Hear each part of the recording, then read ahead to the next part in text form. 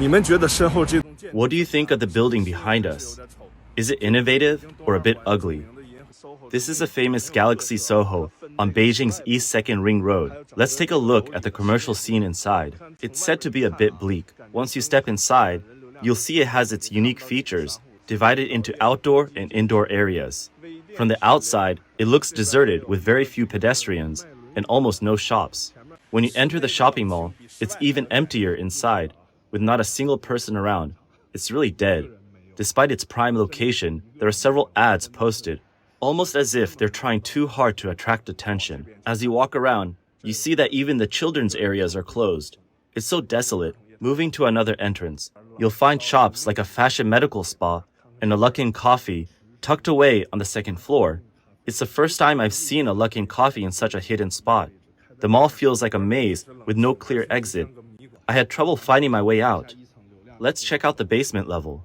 Usually, a mall's basement has high foot traffic with lots of ads everywhere, but here it's incredibly deserted. The Galaxy SOHO, a landmark in Beijing, is located at the southwest corner of Chaoyangmen Bridge on the East 2nd Ring Road. It covers 50,000 square meters, combining commercial and office spaces. It used to be a popular spot for photos, but now it's lifeless. The Beijing China World Trade Center has never been this bleak. Many netizens who visited found its vacancy rate high and foot traffic sparse. The electronic billboard is either off or showing cheap ads. And the once glorious center that all of Beijing looked up to is now just a memory. It seems the area has turned into a place where elderly people take strolls. Despite several renovations over the years, the lackluster atmosphere remains due to vague market positioning and tightening spending. It's not just Galaxy SOHO or China World Trade Center. Even Sanli Tun and Wangfu Jing are incredibly bleak, with shops either deserted or closed down in rows. Running a physical store in Beijing is really tough. Just look at my street. One shop after another is closing down, with rental signs on the doors, but no one's renting. Some landlords are really desperate. They can't rent them out or sell them. It used to be that a shop could support 3 generations, with lots of people on the street and good business. Many wealthy people invested in storefronts, waiting for rental income, but now the business for physical stores is really bleak. Some stores have been vacant for 6 months, and those still open are barely hanging on. The shops that seem to survive are mostly fruit stores and barber shops. Although Beijing appears prosperous, it lacks the warmth of everyday life. The streets are gray, the roads are wide, and the buildings are dense. Commercial areas lack street vendors and street food, making the place feel not clean and tidy, but rather desolate and dreary. Today, I'm taking you to see a food street in Wanjing. Let's check out its current state. This building is very close to Wanjing SOHO and surrounded by many offices and residential areas. It used to be a shopping mall, but it was later converted into an office building. Its basement level is an entire food street. This building is also near a Wanjing store. When the food street first started recruiting, they contacted us to open a store here. However, since it was too close to our Wenjing location, we didn't choose to open here. Now, let's see the situation. It's really different from the past. When it first opened, it was bustling. They even invited us to open a barbecue shop here. Now, it's 5 p.m., and it's almost empty inside. Across the street, a store is closed and blocked off. The Luckin Coffee shop is still open, and there's a small fried snack shop still operating, but most places are closed and dark. There used to be a salad shop and a couple of seafood rice shops here, but they have all closed. Some signs are gone, so I don't know what those places used to be. It's now empty, and what used to be bustling is now a resting spot for delivery riders. Some say that Beijing, a megacity with over 20 million people, has lost its vibrancy, with serious faces everywhere, each with their own concerns. This description is quite accurate. Since 2017, when the city started clearing out the migrant population, small and medium-sized businesses were hit the hardest, with retail and dining sectors bearing the brunt. Previously, people in Beijing used to say, as long as you know how to make soup dumplings, you won't starve. But now there's no place to sell them. This is the change Beijing has seen in recent years. Many shops in Beijing have high vacancy rates. But entry barriers are also high, making it difficult for small vendors. Even if you create jobs, it doesn't matter because the people you hire are considered low-end population and would be driven out. Why does Beijing prefer large chain enterprises with substantial capital? Because they're easier to manage and pay higher taxes. Beijing would rather have 100 general taxpayers than 10,000 small taxpayers. However, due to the prolonged economic downturn, some traditional large supermarkets in Beijing are facing huge losses. After barely surviving the pandemic, they see no hope, and many are choosing to close. These supermarkets actually have many customers who trust their quality more than e-commerce or farmers markets. For ordinary people, catching a sale and getting cheaper goods brings some joy. Tiantong-yuan, which was reputedly Asia's largest residential community, cannot even support a large supermarket. This is Beijing's Tiantong-yuan. Recently, a major supermarket here is clearing out and will soon close. Chaoyangmen was one of the first supermarkets in Tiantong-yuan, even before Wumart and Carrefour. After surviving the pandemic, it now has to close.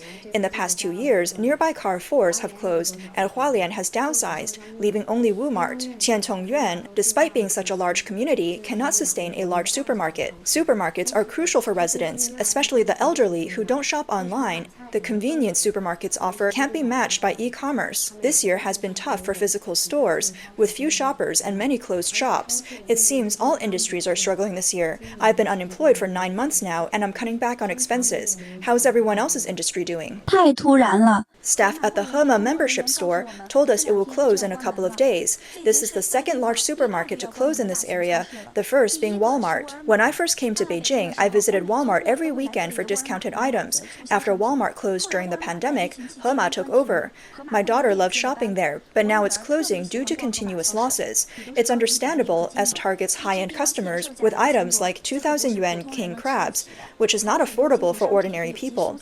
They also sell many imported goods and organic vegetables, clearly aimed at a higher standard of living. For someone like me, it's just a place to stroll with my child and buy discounted vegetables. The location is excellent, in the heart of Beijing's central business district, right above Wanda Group's headquarters.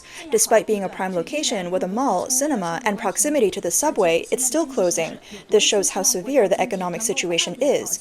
Many around me are unemployed or facing unemployment, tightening their belts and reducing expenses. Mr. Zhang, a Beijing supermarket employee, told foreign media that business is tough with fierce competition. High prices deter customers and low prices yield no profit, leading many businesses to close. Many shops in malls are vacant, with businesses coming and going frequently. Post-pandemic, business has declined and people are reluctant to spend. Beijing's dining industry is also facing a wave of closures. According to a Weibo account called Catering Boss, many well-known Michelin restaurants, Opera Bombana and Tiago, both faced closure and financial difficulties. The former was considered the pinnacle of Italian cuisine in Beijing, while the latter was a famous Western food establishment. Have you noticed that it's getting harder to make money in 2024? We thought this year would be a big one for me, but instead, we're overwhelmed with closing restaurants. Remember the statistics from the National Bureau of Statistics in April? Nearly 460,000 restaurants closed in the first quarter alone, compared to less than 140,000 in the same period last year, an increase of over 200%. The food industry, being a fundamental part of society, reflects social development trends. Dog Brother, a blogger and second-hand restaurant equipment recycler, loves chatting with restaurant owners about their experiences and the reasons for their closures. These stories become video content that attracts viewers. He shares that the more enthusiastic the opening, the more dramatic the closure. In Beijing, opening the wrong restaurant can lead to instant bankruptcy. Over 50% of the restaurant owners he has met have lost more than 500,000 yuan. For newcomers investing all their savings into the restaurant business, a slight misstep can mean no chance of recovery. The restaurant industry today is far from the glory it had 10 years ago. In the first quarter of 2024 alone, 460,000 restaurants closed in Beijing, and this is just the registered number. Most restaurant owners are middle-aged, investing all their years of savings, only to lose everything. Recovering from this is incredibly challenging. The once bustling top-tier office buildings are no longer as grand and lively. According to CBRE in May, the vacancy rate for Beijing's office market in the first quarter of this year was 22%, roughly 3 times that of 2018. High vacancy rates have driven down rents, with average rents dropping over 30% from 2018 to 283.3 yuan per square meter per month. Beijing-based social media platform Yidi Real Estate describes the current state of office buildings in Beijing. The greenery inside is rotting and moldy, attracting many mosquitoes. Renting out an office building now is harder than selling a house, and the prices have plummeted to levels seen a decade ago. Some buildings are so desperate that they offer free rent if tenants cover the property management fees. Selling at a loss is difficult, with no buyers and high taxes scaring potential buyers away. Yidi Real Estate concludes that the cliff-like drop in office rental rates and occupancy is due to weak demand.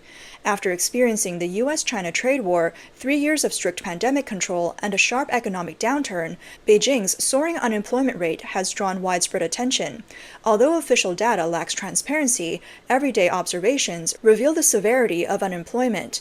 An hour's drive from central Beijing reveals hundreds of migrant workers gathering in the suburbs hoping to find work. Mr. Chai, a Beijing resident, recently told foreign media that Beijing's economic downturn is evident. A wave of closures and unemployment began half a year after the pandemic restrictions were lifted, with this year being the worst. Many have lost their jobs. Mr. Chai said, "I've been unemployed for 2 years now, and job openings are scarce. The overall environment is poor, with few job opportunities, many vacant properties, and closed shops. In Beijing, about 5 out of 10 people are unemployed. Many around me are jobless, and some are so desperate that they contemplate suicide. The authorities tightly control negative news, so only those close to the situation are aware." Mr. Li, another Beijing resident, said, "In my district, even government employees aren't getting paid on time. The government has to borrow money from other districts to pay its staff, which is a terrifying sign." Mr. Li stated that the inability to pay civil servants has become common because local governments exhausted their financial reserves during the 3 years of zero-COVID lockdowns. This is indeed true, as 3 years of relentless efforts drained the fiscal reserves. Additionally, the Chinese government has been spending lavishly on foreign aid in recent years. Currently, many foreign investments in Beijing are preparing to withdraw, and Chinese private enterprises are also conducting large-scale layoffs. The situation is quite bleak. In recent years, China's economy has shown significant signs of decline. Not only are foreign enterprises leaving China in large numbers, but more and more private enterprises are either shutting down or operating at reduced capacity, leading to a sharp rise in unemployment. The Chinese authorities are facing ongoing deflationary pressures, marking the worst economic downturn since China's reform and opening up. However, the Chinese government has shown weak and ineffective responses to alleviating these pressures, particularly in addressing the real estate crisis. The latest data from May shows that housing prices continue to decline rapidly. Businesses and consumers remain cautious, and while fixed asset investment and industrial output have grown, their momentum is weakening. Some key financial indicators have reached record lows. Foreign media generally believe that the actual situation in China might be worse, with some analysts predicting that China's actual economic growth rate in 2024 will not exceed 1 to 2%. Many Chinese consumers have lost confidence in the future, resulting in tightened spending and restrained consumption. Professor He Lingshi from Monash University in Australia pointed out, if this situation continues, China will fall into what we call a vicious cycle: low value-added consumption, deflation, and low profit margins leading to low wages, further forcing people to reduce consumption.